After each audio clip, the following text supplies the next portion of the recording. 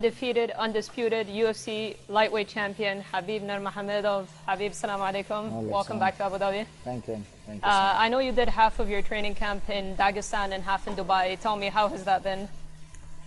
It was a little bit difficult because everything what happened last couple of months, and but we make decision. We're gonna make half training camp in Dagestan and half here because of pandemic stuff, everything in the world. And maybe if we move to US like we did always, maybe it's pandemic come one more time, and we never know what's gonna happen tomorrow, after tomorrow. That's why when they told me I'm gonna fight in Abu Dhabi, because Abu Dhabi and Dagestan at the same time, we make decision, and it was a great decision, I think. Now when we watch back, I think it was a great decision. Half training camp in Dagestan, half here in UAE. And I know obviously Omar couldn't be on the card, and neither Islam. Has that been tough for you to not have your teammates with you? Yeah, was Islam supposed to fight, Omar supposed to fight, but what we can do, Omar right now in his hospital, and Islam moved to Vegas because Dana told him after this weekend he have good news, and very soon he's gonna fight in Vegas. And he right away to move to Vegas for acclimatization, everything, like for cutting weight, and he stay ready, stay focused, and he waiting for good news from UFC. And I know Islam's in a tough spot because no one seems to want to fight him. What advice do you have for him? Like, what are the kind of discussions you have for him? Because he's at a point where he's climbing up the rankings. He doesn't want to fight somebody that won't push him up, right? So what do you tell him in a position like that? Because he's also not going to want to sit out for too long, right? Yeah, 1 year he didn't fight, and very soon he have to fight. I give him advice like just be patient. Be patient, because patience is a key. You have to stay focused, stay ready. And right now we have bad position because the high-level top guys like top 5, top 6, they don't want to fight with him, and he is ranked number 12. But very soon everything is gonna be changed, and he have to beat a couple guys, and a lot of people gonna mention his name, a lot of fighters, because after 1 year I think he's gonna be big name in UFC. And tell me what it's like competing in Abu Dhabi, because obviously this has become like a second home for you. You're a hero here. I'd compare you to something like a Mohammed Salah. What's it like having a second home and having an entire region behind you? You know, this is big pressure too. Same time I love this, and same time this is very big pressure. You know, when a lot of people know you, when you become famous, and a lot of people waiting from you, only victory, you know, this is big pressure. But I love this. I love this same time, and this support. When I fight here in 242 1 year ago, it was a crazy crowd, crazy fans around the world come here.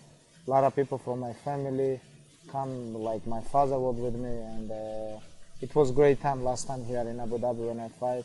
And right now, without fans, I think, honestly, this energy I don't like. I really want to fight when the fans gonna come back too, you know. And but what we can do? Yeah, because you talk about the fame and the pressure, and obviously the fans bring a bit of that pressure, but you also say you don't want to fight without them. So are you talking, what kind of pressure are you talking about exactly? Is it the fans being there, or just the general expectations from everyone? No. When fans there, this is like different level energy, you know. Like with the fans and without fans, it's completely two different fights. Yep. And some fighters, you know, when they don't have fans, they fight good. When they have fans, they fight a little bit bad because they're nervous. Like if you talk about myself, I love fans. I love fans. When fans there, they give me good energy. Even if they support me or not, like I have very good energy when fans there. Like I remember when I fought like 2 years ago in Vegas versus Conor, I feel like maybe 80% arena support my opponent, but this is giving me good energy, very good energy. And the last fight, when I fight with Jastn, I feel like 100% stadium, they support me. and this one will give me good energy. And now I'm gonna fight without fans. We'll see. We'll see. But when cage close, I think nothing gonna change. I'm just gonna go and hunt and try to find my opponent. And speaking of that, you go from the Conor fight to Dustin, obviously a heated build-up in the Conor and a lot of respect with Dustin. Your performance was great in both, so I guess it didn't affect your performance. But mentally and the lead-up, what was the experience like of fighting a guy like Conor and then a guy like Dustin? Honestly, nothing changed. When cage closed, like same opponents, you know. But only one thing is like a lot of young generation guys watching to us, and I think here on this sport we have to show respect, first of all, and media, of course, they like some drama, like they want to sell their views, pay-per-view, everything. I understand, but end of the day, this is mixed martial arts. You know, we just have to be, just have to show to young guys a good example, and. But for me, when cage closed, like all same opponents, you know. And I was wondering something in the Conor fight. In round 3, first round you ever lose in your life, but then round 4 you finish him. So I was interested to know, did you even feel like you lost a round when you're in the fight? Because nothing crazy happened in that round that was like definitive. Was there anything in your corner that was said that made you turn around, or? No, nothing changed. I just stand with him, you know. I just try to show who I am. I can stand with anybody in the world, because people always talk about only my grappling game, but they don't understand every fight I improve my striking game too, you know. I can stand with anybody in the world, you know, and I don't care what they say. I finish him, and that's it. Of course, the overhand right that you knocked him down with. Let's talk about Justin Gaethje. On paper, a lot of people are saying he's your toughest fight to date. Do you agree? Maybe. Who knows? We have to fight. But he knows how to wrestle, how to kick, how to punch. You know, he have good experience. But about tough and challenge, I think we can talk about this only after fight. You know, but I think it's gonna be tough fight. And I'm ready for 5-round war. I'm ready for this. And he talks about folk style wrestling. I don't know how familiar you are with that. Why do you feel like he's talking about this being the key? Why do you feel like that won't work against you? About what? Folk style wrestling. It's a style of wrestling that he kind of grew up wrestling with. He says he's not afraid to give up his back, that style of wrestling, and he's saying that's the key to beat you. I think about this is just his opinion, and that's it. I have completely different opinion, and I'm focused on myself. He can do whatever he wants, because he gonna fight Saturday night too. He have fight too. He gonna try to knock me out. You know, he gonna do everything what he can. And I never focus on my opponents, what they say, what they gonna do. I'm just gonna focus on myself. And I have plan, and it doesn't matter what he wants. And I know they brought Michael Chandler as a backup. You wanted him to fight Islam when Islam lost an opponent. What are your thoughts of them bringing Michael Chandler? Were you familiar with him at all when he signed with the UFC? I think he don't deserve title shot. He have only 2 win streak. 2 fights ago, fighter would knock him out. I think in UFC they have a lot of fighters who deserve this title shot more than him. And about him, I think he's gonna make weight and go home. That's it. And it seems like, because obviously Conor and Dustin look like they're going to rematch, and you made a good point about saying they should fight at 155. But my question is, would a rematch with either of them interest you? They're your last 2 wins, and they were pretty dominant ones. So even if they did fight at 155, what's the motivation for you to rematch either? Nothing. I don't think I'm going to give these guys a rematch or something like this. They don't deserve this. I fight with them both. I finish both of them. And these fights don't give me good energy, you know. Why I have to, like, for example, versus Justin Gaethje, it's like I can't wait, you know. This fight make me exciting. But Dustin O'Connor, these guys don't make me exciting, because I already beat them. Why I have to fight with them? And Justin talks about how he wants to like make you bleed and go into unfamiliar territory. What are your thoughts of him saying that you've never kind of experienced that and it's going to be something that you're not going to be able to handle? I just want to say to him, it's going to be hard for him.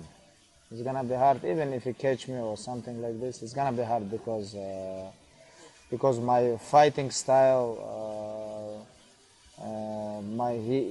for him, it's going to be very hard to stop my fighting style because I always go pressure.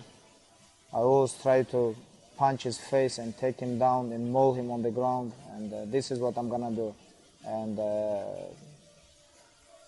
all his last opponents, it was only striking guys. Then they don't try to wrestle with him. They don't try to take him down like Barboza, Cerrone or Tony. Nobody can wrestle like me, and this fight for him is going to be completely different. Well, Habib, I really appreciate you taking the time. Thank you so much, and best of luck on Saturday. Joined by UFC interim lightweight champion Jاستن, who takes on Habib Nurmagomedov in the main event this Saturday at UFC 254. Jاستن, how are you? I'm great. How are you doing? I'm doing good. I introduced you as the interim lightweight champion, but I know when you won that belt, you kind of tossed it right away. Yeah. Tell me why you kind of didn't want to run with it. And yeah, I mean, because that's not the goal. That's not the destination. That was, you know, a huge fight and huge implications. You know, getting a piece of the pie is what I've always shot for. That night secured that for me, but I knew that Habib was waiting. But you beat a very worthy Tony Ferguson. That's a guy that was on an incredible winning streak. That's a guy that people felt like was Habib's toughest test. Yeah. So why not look at it as a win like that? If I don't win on Saturday, then that means nothing. You know, that interim title means nothing. The win will always be, I felt great about the winning. I was really happy. I was surprised. Every time I win, I'm surprised. I always tell myself they're going to embarrass me and beat me. So I go out there and fight for my life. And talk to me about that fight. Obviously, a masterclass of a performance. I can't really point at something that went wrong in that fight. I remember your coach Trevor Whitman at one point tried to like calm you down at one point. But how would you kind of assess that performance? And would you say you were surprised that you were able to do so well against a guy like Ferguson, who usually gets people completely bloodied up and in wars? And yeah, I would say it was a masterpiece. You know, I fought an incredible fight, the best fight I've ever fought in my life. You know, I was very focused, very. You know, I didn't allow myself to get too in the moment. You know, there was a job to be done, and in a world championship fight, which, you know, it really was kind of, you know, had the implications of first one to make a mistake is going to lose, and I was not going to let that happen. And a lot of the narrative was Tony Ferguson can do 5 rounds easy, no worry about him. Not that you were going to have problems cardio-wise, but it was more focused on that you showed like you could have won another 10, 15 rounds. Yeah. So was that important for you to go through a fight like that? Because I know obviously you've tamed your style recently, you've had a lot of brawls earlier, but was it important to experience a fight like that heading into the championship fight? Yeah, I think it was very important, especially because, you know, my 2 losses were the 2 longest fights of my career. So I wasn't sure if I could fight for that long, but yeah, it was a great learning experience for me. It'll serve me very well on Saturday.